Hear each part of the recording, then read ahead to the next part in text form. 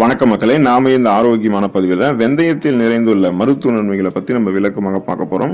வெந்தயம் மிகச்சிறந்த ஒரு மருத்துவ குணம் நிறைந்திருக்கக்கூடிய பொருளுங்க. இதுல நார்சத்து, புரதம், இரும்புச்சத்து மற்றும் மேங்கனீஸ் போன்ற அடிப்படையான அத்தியாவசியமான ஊட்டச்சத்துக்கள் இருந்திருக்கு. நீங்க வெந்தயத்தை உங்களுடைய உணவுகளை சேர்த்துக்கணும்னு நினைச்சீங்கன்னா முளைக்கட்டிய வெந்தயம் மாதிரி எடுத்துக்கலாம். சாதாரணமான வெந்தயத்தை விட முளைக்கட்டிய வெந்தயத்தில் விட்டமின் சி மற்றும் ஆன்டி ஆக்சிடென்ட்கள் பல மடங்கு அதிகம். இது செரிமானத்திற்கு மிக மிக முக்கியமானது. வெந்தயத்தை நீங்க கஞ்சி மாதிரியும் எடுத்துக்கலாம். வெந்தய கஞ்சி உடல் சூட்டை தணிக்கிறதுக்கும் குடல் புண்களை சரி பண்றதற்கும் வாரத்துல ஒரு முறை வெந்தய கஞ்சி வைத்து உண்பது சிறந்தது. வெந்தய பொடி மாதிரி நீங்க எடுத்துக்கலாம். இப்ப வெந்தயத்தை லேசாக வறுத்து பொடி செஞ்சு வைத்துக்கொண்டு மோர்ல கலந்து குடிக்கிறது இந்த கோடை காலத்துல உடல் சூட்டிற்கு மிகச்சிறந்த தீர்வாக இருக்கும். உடலை குளிர்ச்சியாக வைத்து பல்வேறு விதமான பிரச்சனைகள் நம்மளை விடுபட வைக்கும். ஸோ வெந்தயத்தை இந்த மாதிரி நம்ம எடுத்துக்கொள்ளும் போது கிடைக்கக்கூடிய நன்மைகளை பத்தி விளக்கமாக பார்ப்போம். அதை பத்தி பார்க்கறதுக்கு முன்னாடி இந்த வீடியோக்கு மட்டும் ஒரு லைக் கொடுத்துட்டு இந்த தகவலை உங்களுக்கு தெரிஞ்சவங்களுக்கும் ஷேர் பண்ணிடுங்க. ஏன்னா இது அவங்களுக்கும் பயனுள்ளதாக இருக்கக்கூடிய ஒரு ஆரோக்கியமான பதிவு தான். சரியான மக்களே, இப்போ வீடியோக்குள்ள போயிடலாம். நம்மளுடைய ரத்தத்துல அதிகரித்திருக்கக்கூடிய சர்க்கரையினுடைய அளவை கட்டுப்படுத்துறதுக்கு வெந்தயம் மிகவும் உதவிகரமாக இருக்குங்க. காரணம் என்னன்னா, வெந்தயத்துல பாத்தீங்கன்னா வெந்தயம் நம்மளுடைய ரத்தத்தில் இருக்கக்கூடிய சர்க்கரையினுடைய அளவை குறைக்கிறதுல முக்கிய பங்கு வகிக்கிறதுக்கு காரணம் வெந்தயத்தில் இருக்கக்கூடிய கேலக்டோமைன் அப்படின்ற அந்த நார் சத்து தான்.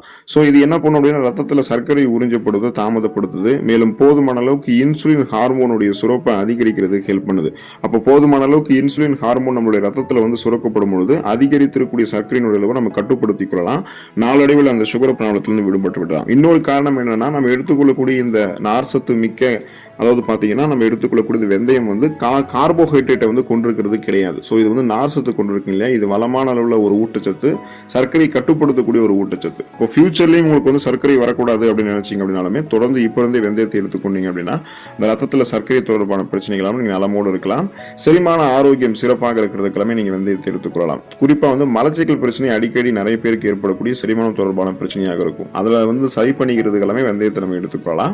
காரணம், வெந்தயத்தில் இருக்கக்கூடிய அதிகப்படியான ஃபைபர் என்று சொல்லக்கூடிய நார்சத்து குடல் இயக்கத்தை சீராக்கி மலச்சிக்கலை தீர்க்குது. நம்ம சாப்பிடக்கூடிய உணவுகளை செரிக்க வைத்து செரிமானமான உணவுகள் ஊட்டச்சத்துக்களை உறிஞ்சி மீதம் இருக்கக்கூடிய கழிவுகளை குடல்கள்லேயே தேங்க வைக்காம குடல்கள் வெளியேற்றி விடுது. இதனால சீரற்ற குடல் இயக்கம், கடுமையான மலச்சிக்கல், வயிற்று வலி, வாயு பிரச்சனை, வயிற்று பொறுமல் இந்த மாதிரி எதுவுமே இருக்காது.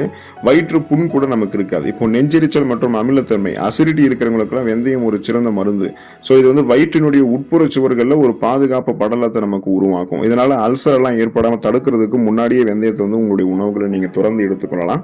அப்போ ஒட்டுமொத்த வயிறு குடல் ஆரோக்கியத்தை மேம்படுத்தி செரிமான மண்டலத்தையே வலுப்பெற வைக்கிறதுக்கு எல்லாமே வெந்தயம் மிகச்சிறந்த ஒரு உணவுப் பொருளாக இருக்கும்.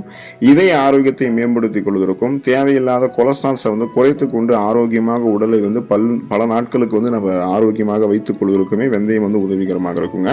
வெந்தயம் என்ன பண்ணும் அப்படின்னா, நம்மளுடைய ரத்த நாளங்கள்ல படிந்திருக்கக்கூடிய எல்டிஎல் அப்படின்னு சொல்லக்கூடிய கெட்ட கொழுப்பு குறைக்கிறதுக்கு ஹெல்ப் பண்ணும். மேலும் அந்த கெட்ட கொழுப்புகள் படியாமலும் பாதுகாத்துக் கொள்ளும்.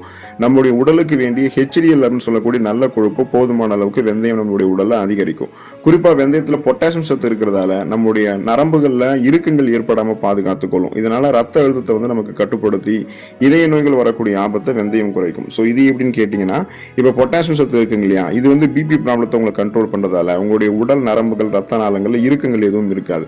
குறிப்பா ரத்த நாளங்கள்ல எந்த கெட்ட கொழுப்புகளும் படியாம வெந்தயம் முன்னாடியே பாதுகாக்குது. ஸோ இதனால ரத்த ஓட்டம் போதுமான அளவுக்கு இதயத்துக்கு சீரான அளவில் கிடைச்சிட்டே இருக்கும்.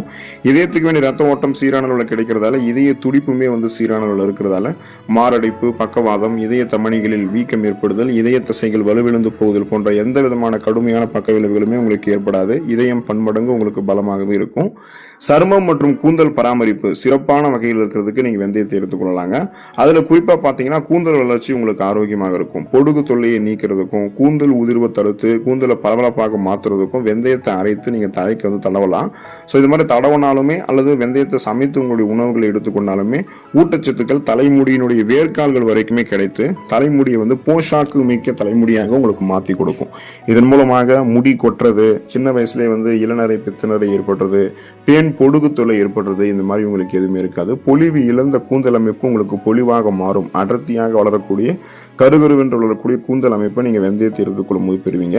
சருமத்தை கூட நீங்க ஆரோக்கியமாக பராமரித்துக் கொள்ளலாம். ஸோ வெந்தயத்தை பாத்தீங்கன்னா நீங்க அரைத்து அந்த சருமத்தில் தடவி ஒரு அரை மணி நேரம் நீங்க ஊற வைத்துணும். சருமத்தில் அதை அப்படியே காய வச்சுட்டு அதுக்கப்புறம் இன்னும் ஒரு 15 நிமிடங்கள் கழித்து அதை நீங்க குளிர்ந்த நீர்ல உங்களுடைய முகத்தை கழுவி தூய்மையான துணியில உங்களுடைய முகத்தை துடைச்சிட்டு பாத்தீங்க அப்படின்னா உங்களுடைய முகத்தில் இருக்கக்கூடிய முகப்பொருட்கள், கண் கருவளையங்கள், கரும்புள்ளிகள், வயதான சுருங்கிய தோல் அமைப்பு, கோடுகள் கரைகள் கொண்ட மாசு மறுவடிந்த சர்மம் என எதுவுமே உங்களுக்கு இருக்காதுங்க. மின்னக்கூடிய பளபளப்பான மிருதுவான சர்மம் உங்களுக்கு வந்து கிடைச்சிட்டே இருக்கிறத நீங்கள் தொடர்ந்து பார்த்துட்டே இருக்கலாம். நீங்கள் தொடர்ந்து அப்சர்வ் பண்ணீங்கன்னா தெரியும். ஏன்னா வெந்தயத்தில் இருக்கக்கூடிய ஊட்டச்சத்துக்கள், உயிர் சத்துக்கள் எல்லாமே நம்மளுடைய சருமத்தில் இருக்கக்கூடிய டெட் செல்ஸ், அந்த இறந்த செல்கள், அழுக்குகள், கழிவுகள், கிருமிகள் அத்தனையுமே வெளியேற்றிவிடும். சருமத்தினுடைய கோலஜன் உற்பத்தியை மேம்படுத்தி சருமத்தை இன்னும் சுருக்கங்கள் இல்லாமல் பாதுகாத்து கொண்டு இளமையான சருமத்தை உங்களுக்கு வழங்குறதுக்கு வெந்தயம் உதவிகரமாக இருக்கும். உங்களுடைய உடல் எடையை எந்த விதமான பக்க விளைவுகளும் இல்லாமல் ஆரோக்கியமான முறையில் குறைக்கிறதுக்கு நீங்கள் வெந்தயத்தை எடுத்துக்கலாம். இதுக்கு நீங்கள் என்ன பண்ணணும் அப்படின்னா, வெந்தயத்தை வந்து முந்தைய நாள் நீங்கள் சாதாரணமாக குடிக்கக்கூடிய நீரில் இரவு நேரங்களில் ஊற வச்சுட்டு மறுநாள் காலையில் அந்த வெந்தயத்தை வந்து பார்த்தீங்கன்னா நீங்கள் அந்த நீரோட என்ன பண்ணணும் அப்படின்னா உட்கொள்ளணும். ஸோ இது வந்து ஒரு முழுமையான ஊட்டச்சத்தை உங்களுக்கு வந்து கொடுக்குங்க. இதனால அந்த வெந்தயத்தில் இருக்கக்கூடிய நீர் சத்தும் நார் சத்தும் உங்களுடைய வயிற்றை வந்து நிரப்பிய ஒரு உணர்வை தரும். வயிறு நிறைந்த ஒரு உணர்வு இருக்கிறதால இதனால தேவையற்ற பசியை வந்து கட்டுப்படுத்திக்கலாம். தேவையில்லாமல் அதிக கலோரிகள் இருந்திருக்கக்கூடிய உணவுகளை சாப்பிடாம நீங்கள் கண்ட்ரோலில் இருப்பீங்க. ஸோ வெந்தயத்தில் இருக்கக்கூடிய நார் சத்து ஏற்கனவே உங்களுடைய உடலில் இருக்கக்கூடிய அதிகப்படியான கொழுப்புகளை கரைத்து உங்களுக்கு ஆற்றலாக மாற்றி கொடுக்கும். கொலஸ்ட்ரால்ஸை எனர்ஜியாக கன்வெர்ட் பண்ணி எரிச்சிருந்தால உங்களுக்கு வந்து பார்த்தீங்கன்னா தேவையில்லாமல் அந்த தொப்பை போன்ற அமைப்போ எதுவுமே உங்களுக்கு இருக்காது. உங்களுக்கு வந்து பார்த்தீங்கன்னா கட்டுக்கோப்பான உடல் அமைப்பு வந்து கிடைக்கும். ஸோ அந்த அதிகரித்திருக்கக்கூடிய உடல் நிலையை வந்து நீங்கள் கட்டுக்கோப்பாக வந்து மாற்றிக்கொள்ளலாம். சிறுநீரக ஆரோக்கியம் சிறப்பாக இருக்கிறதுக்கெல்லாம் வெந்தயம் வந்து எடுத்துக்கொள்ளலாம். வெந்தயம் வந்து சிறுநீரகத்தினுடைய செயல்பாட்டை மேம்படுத்தக்கூடிய திறன் கொண்டது. ஸோ இது வந்து உடலில் இருக்கக்கூடிய நச்சுக்களை வெளியேற்றுவதற்கு, அதாவது டீடாக்சிஃபிகேஷன் பண்ணுறதுக்கு உதவுவதோடு சிறுநீரக கற்கள் உருவாவதற்கான வாய்ப்பையுமே குறைக்கிறதாக தான் ஆய்வுகளை தெரிவிக்கிறாங்க. ஸோ இப்போ பார்த்தீங்கன்னா இதனால நமக்கு வந்து நம்முடைய உடலில் இருக்கக்கூடிய அந்த நச்சு கழிவுகள் போதுமான அளவுக்கு சிறுநீரகம் வழியாக நமக்கு வெளியேறிடும். இதனால கழிவு நீக்க மண்டல வேலை வந்து மிகச் சிறப்பாக நடக்கும். ஒருவேளை கழிவு நீக்க மண்டல வேலையில் ஏதாவது ப்ராப்ளம் ஏற்படுதுன்னா வெந்தயத்தை நம்ம எடுத்துக்கிட்டோம்னா அதை சரி பண்ணிக்கலாம்.